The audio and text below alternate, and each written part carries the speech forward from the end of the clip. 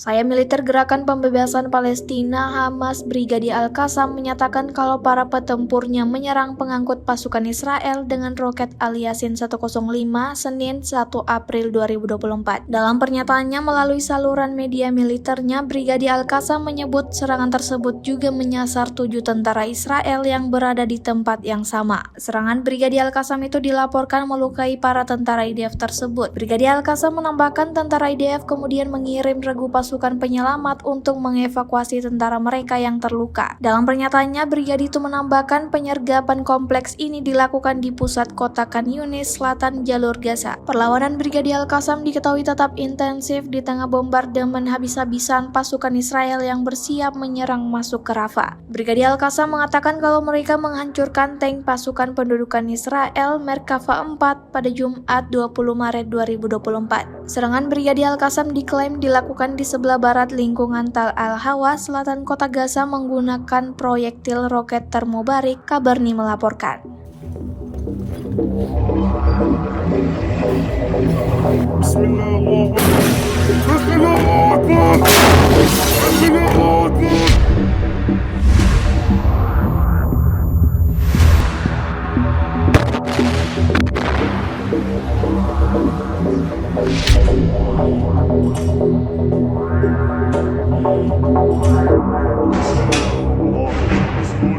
وبك نجور وبك نقاتل ولا حول ولا قوة إلا بالله.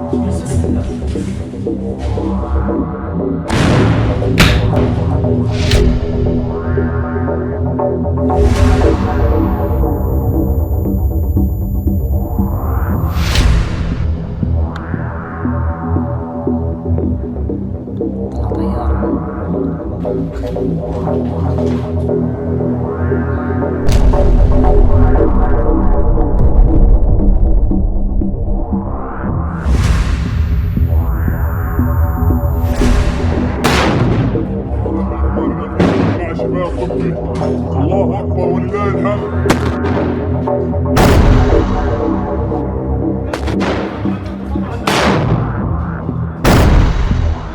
Download Tribun X sekarang, menghadirkan lokal menjadi Indonesia.